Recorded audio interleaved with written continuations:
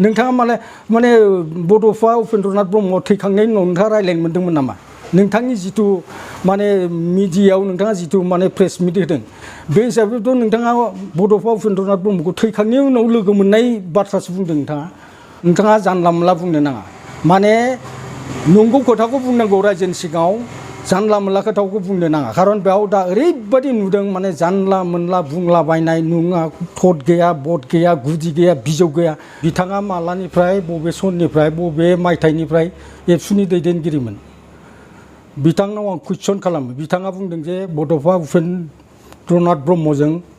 सावरायलायनायाव बिथाङा बुंदोंमोननो बड'फा उपेन्द्रनाथ ब्रह्म बिथाङा बुंदोंमोननो जे आंखौ बिफा लिंस्लायस्लाय बिदा लिंनायानो साबसिन होननानै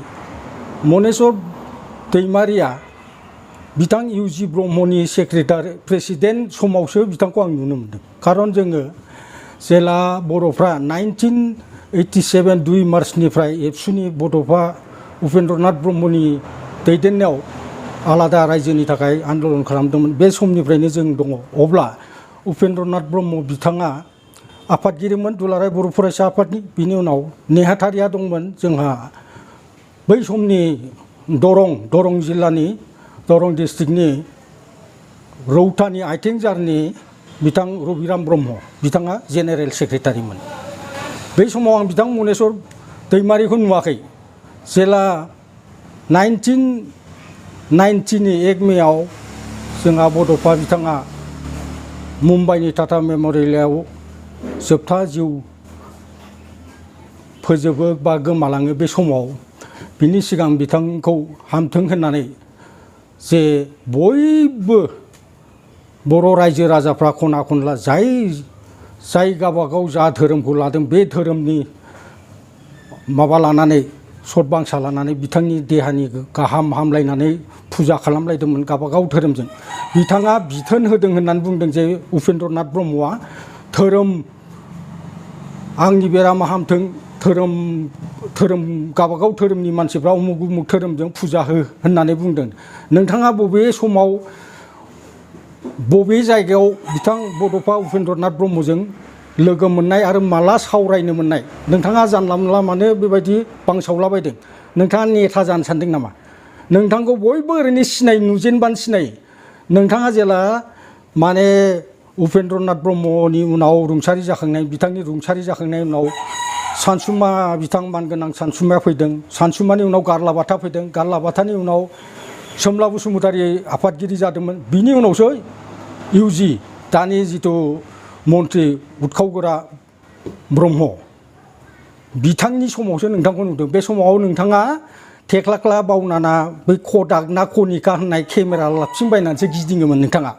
मानि इसिबां दांखब मारिबाय थादों नोंथाङालाय हा मालानि नेता जाखो नोंथाङा बड'फा उपेन्द्रनाथ ब्रह्मखौ बिदा लिंनो थिनस्लायस्लाय नोंथाङा बेनिख्रुइ महात्मा गान्धीखौ राष्ट्रिय पिता होननायनिख्रुइ सुभाष चन्द्र बसखौ राष्ट्रिय पिता बानायनांगौ होनब्ला साबसिन जायोमोन नोंथाङा जानला मोनला काउन्टार होलाबायनाङा खारन नोंथांखौ आङो मात्र इउजि ब्रह्मनि समाव बिथां इउजिनि ब्रह्म समावसो लोगो मोनदों नोंथाङा दंमोन नामा जेला उपेन्द्रनाथ ब्रह्म बिथांखौ मुम्बाइ टाटा मेम'रियेलनिफ्राय फ्लाइटजों लाबोनानै बागड'ग्रा सिलिगुरिनि बागड'ग्रा माने एयारपर्टआव बोख्लायनानै गारिजों लाबोनानै दतमानि माबायाव बरागारि गावनि न'आव लांनानै जों बेहाय जे फुङाव 20-25 जनसो मानसिफ्रा हिन्जावफ्रा हौवासा हाजार मानसिनि गेजेराव जों बिबार माला सुदोंमोन नों बहा दंमोन नोंथाङा बहा दंमोन नोंथांखौथ' आं नुवाखै नोंथांखौथ' बयबो सिनायखायोमोन हायथा माने इसेबां थिफुदला बुंदों नोंथाङालाय जानला मोनला बांद्राय जानला मोनला बुंनाङा नंगौखौ बुं नोंथाङाथ' बे समाव गैयानो बरागारिनिफ्राय लाबोनानै जोङो दतमायाव हाजार लाख मानसिनि गेजेराव बिथांखौ मोनसे माने राष्ट्रिय सन्मान आखारै नेसनेल फ्लेग लालायनानै एबसुनि फिरफिलाखौ बिरहोलायनानै बिथांखौ मोनसे गार्ड अफ अनार होलायनानै बिथाङा बुंखादोंमोन आं थैब्ला आंखौ सावनाङा होननानै बिथांखौ हाखर गोथौ जावनानै माने रायजो राजा बयबो हाजार लाख मानसिया फुल माराजों फबनानै बिथांखौ फबनाय जादोंमोन नोंथाङा बे समाव बहा दंमोन नोंथांखौथ' जों नुवाखैनो नोंथाङा माब्लानिफ्राय बड'फा उपेन्द्रनाथ ब्रह्मजों माने सावरायनो मोनखो जानला मोनला खोथाखौ बुंनो नाङा नंगौ खोथाखौ बुंनांगौ खारन दिनै बर'आ जा अलखद समाव दङ बर' माहारिया जिबायदि माने अलखदजों जुजिनानै दङ बे समाव नोंथाङा बेबायदि जानला मोनला बांसावनांगोन नोंथाङा नेता जानो नागिरदों नामा नोंथाङा नेता जायो मा जायो नोंथाङा बबे पलिटिकेल हान्जायाव दङ बा माबायाव दङ जोंहा बेखौ बुंनो गोनां खोथा गैया बे नोंथांनि बेक्तिगत माबा खिन्थु जाथिनि हारिनि बड'फा उपेन्द्रनाथ ब्रह्म बिथांनि बिसय नोंथाङा जानला मोनला भाषण होनाय भाष्यखौ जों खिन्थु सयज' हाया जों भलन्टियार फर्सआ बेखौ गोख्रोङै सोंखारियो नोंथाङा दिनैनिफ्राय बे बर' हारिनि बा बर' जाथिनि गाज्रि बा बांसावलाबायनाय बिजानु सोनाय सोदोबखौ दोन गार आरो बे बड'फा उपेन्द्रनाथ ब्रह्मनि बिसयै रोङा भाङा नुङा हवा नुवाखैनो नोंथाङा नुवाखैनो माखौ मानो बुंलाबायदों नोंथाङालाय हा आं नलबारि जिल्लानि बै समनि भलन्टियार फर्सनि चेयारमेनमोन आङो चेयारमेनमोन बेखौ जोंखौ 1989आवनो उपेन्द्रनाथ ब्रह्मआ दाना होलांखादों नोंथाङा बबे समनि एबसुनि नेता जाखो हा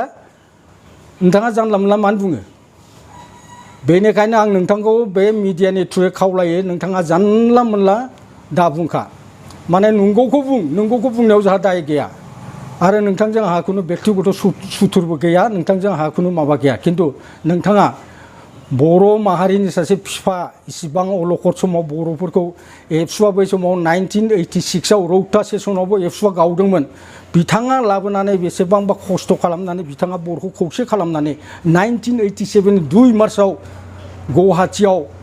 दिसपुराव फार्स्ट माने कारसालेर माने मोनसे मास रेलि खालामनानै बे 2 तारिखनि मोनाबिलियाव बै समनि नलबारि जिल्ला टिउ सकआव बासजों फैनायाव बे मास रेलिनिफ्राय फैनायाव बासजों फैनायाव बेयाव अन्थाइ खुजादों दुथां असमिया सेंग्राफोरजों बा सुजित नार्जारि इस्ट क'क्राझारनि बिथाङा बाव जिउ गोमादों नोंथाङा गोसोआव दं नामा बेफोरखौ नोंथाङा जानला मोनला बुंनो नाङा माने नंगौ खोथाखौ बुंनांगौ रायजोनि सिगाङाव जानला मोनला खोथाखौ बुंनो नाङा खारन बेयाव दा ओरैबायदि नुदों माने जानला मोनला बुंलाबायनाय नङा थद गैया बद गैया गुदि गैया बिजौ गैया नोंथाङा माने बड'फा उपेन्द्रनाथ ब्रह्म थैखांनायनि उनाव नोंथाङा रायज्लायनो मोन्दोंमोन नामा नोंथांनि जिथु माने मिडियायाव नोंथाङा जिथु माने प्रेस मिट होदों बे हिसाबैथ' नोंथाङा बड'फा उपेन्द्रनाथ ब्रह्मखौ थैखांनायनि उनाव लोगो मोननाय बाथ्रासो बुंदों नोंथाङा